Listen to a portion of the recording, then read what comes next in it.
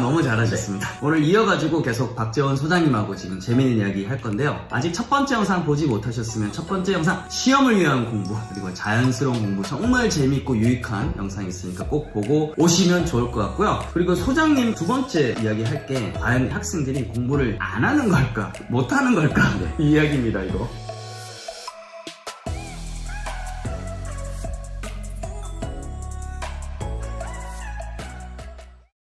먼저 개념 구분부터 좀 해봐야 되겠죠. 이걸 뭐 사전적인 정의를 내리자면 애매할 수 있는데 저는 이제 그 두 가지 개념, 안 하는 것과 못하는 것을 이렇게 구분합니다. 못한다는 것은 열심히 했어요. 근데 이 친구가 이제 뭔가 집중하지 못했거나 뭐 여러 가지 이유로 결과가 안 좋은 거죠. 따라서 한국 같은 경쟁 사회에서는 그 책임을 아이한테 물을 수 있죠. 너도 똑같은 기회를 줬는데 결과가 안 좋으니까 너는 루저야. 보통 흔히 벌어지는 일들이죠. 근데 안 하는 것은 뭐냐면 이 친구도 열심히 잘하고 싶은 마음이 있고 충분히 그럴 능력도 돼요. 그리고 환경이 주어지거나 여건이 제공되면 충분히 그럴 수 있어. 근데 이제 문제는 뭐냐면 뭔가 이 친구를 괴롭히는 게 있는 거죠. 힘들게 하는 게 있는 거죠. 여러 가지 요인들을 좀 살펴볼 텐데요.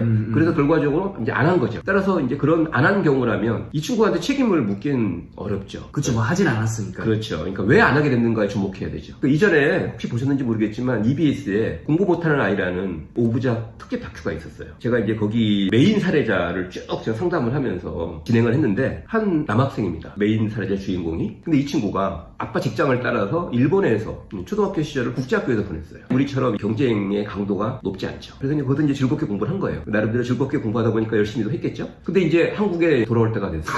근데 안타깝게도 특히나 이제 중학생들이 겪는 경쟁의 강도는 대치동보다 목동이 조금 더 강한 측면도 있거든요, 실제로. 근데 이제 목동으로 들어간 거예요. 어떻게 갭이 너무 크네요. 그렇죠. 그래서 거기서 이제 이 목동 방식으로 소위 말하는 입시 명문고등학교 특목 자사고를 가기 위한 이제 하드 트레이닝을 도입을 하는데 이 친구가 이걸 견디지 못하는 겁니다. 그 상황을 제가 이제 쭉 관찰하고 뭐 집에도 가보고 아이하고도 얘기를 해보면서 결국 이 친구는 충분히 공부를 잘할 능력이 있다는 게 이미 일본 애들 생활을 통해 입증이 됐어요. 근데 문제는 뭐냐면 한국에 주어지는 그 부담스러운 경쟁 상황, 과도한 학습 노동 이런 것 때문에 공부를 거부하고 있다. 저는 이렇게 판단을 했던 겁니다. 자, 여기서 이제 되게 중요한 게 뭐냐면 우리나라 부모님들 제 얘기 가볍게 들으시면 안 돼요. 이렇게 한번 얘기를 바꿔볼까요? 혹시 홍콩쌤 경제적으로 여유가 있게 잘 살고 싶지 않으세요?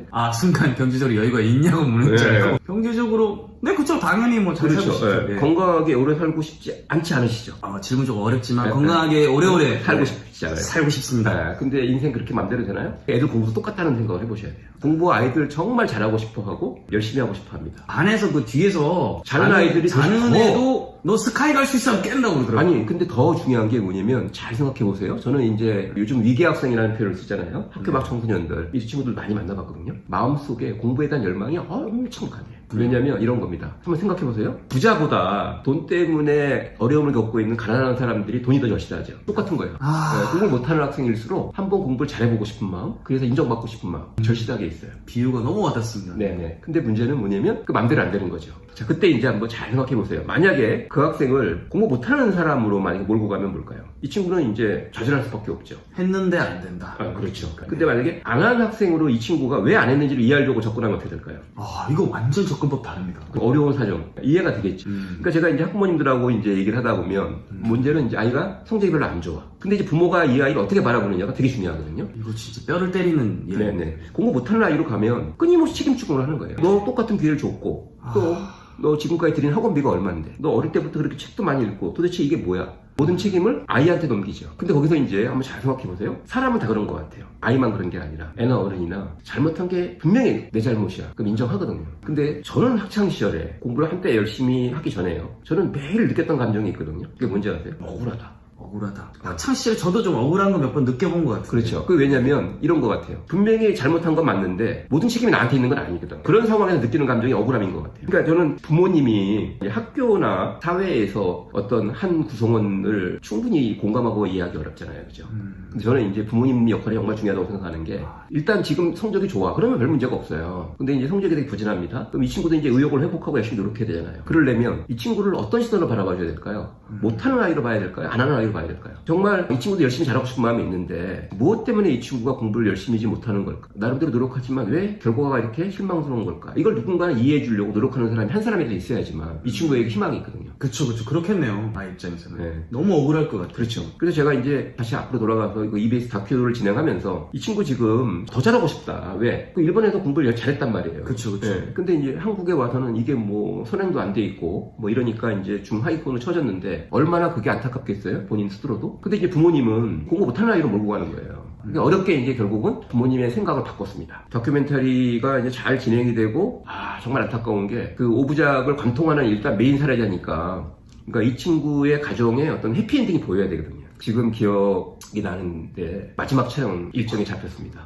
마지막 촬영 일정이 잡혀서 그날은 이제 어떤 거냐면 어떤 갈등이 생겼을 때 가족 간의 충분한 공감과 소통 통해서 해결할 수 있다. 그리고 그런 마음이 서로 생긴 거예요. 아빠도 엄마도 이 아이가 공부 못하는 아이가 아니라 지금 뭔가 열심히 잘하고 싶은데 지금 뭔가 공부가 안 되는구나. 그거를 어떻게 해서든지 잘 극복할 수 있게 도와줘야 되겠다. 이런 마음이 생긴 거죠. 아이도 고맙겠죠. 원하던 그렇죠. 방향으로 온 것 같은데요. 그렇죠. 그래서 이제 마지막 엔딩 장면이 가족 회의를 하는 겁니다. 어떤 갈등이 생겼을 때 가족이니까 서로 이해할 수 있잖아요. 그 장면을 이제 촬영하기로 아무래도 촬영이니까 복장을 갖추고 딱 출발하려고 한 전화가 왔어요. PD가 오늘 촬영 취소됐다고.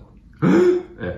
그래서 제가 이게 뭔가 낌새가 안 좋아서 나중에 확인해 보니까 전날 또 이제 게임하는 아이 모습을 보면서 아빠하고 한바탕 한 거예요. 진짜 리얼하네요.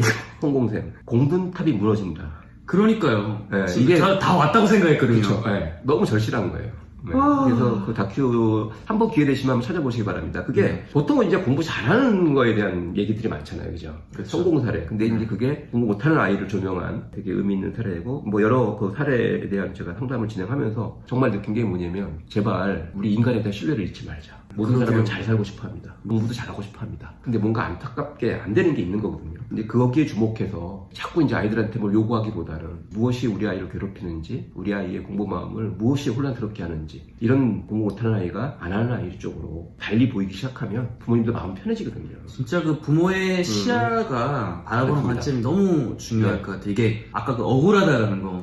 그렇죠. 저는 진짜 억울한데 네. 못하는 만약 학생으로 몰아가면 더 하기 싫어질 그렇죠. 것 같고 네. 가족 간에 진짜 대화 그렇죠. 자체가 네. 요즘 아이들 보면 정말 심리적으로 위기의 상황을 제가 진짜 절실하게 느끼거든요. 이 친구 이대로 가면 안 되겠다. 그냥 억울하다는 감정. 특히 부모가 나를 조금 더 이해하려고 하지 않는다. 나를 공감하고 지지하는 사람이 내 주변에, 심지어는 이 지구상에 한 명도 없다. 이렇게 생각하면 이제 아이들이 자기 몸에 칼을 대기 시작하죠. 안 돼. 안 돼. 네.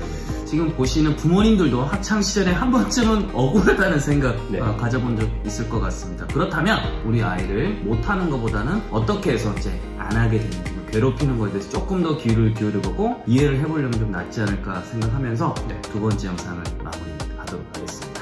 공공 흑!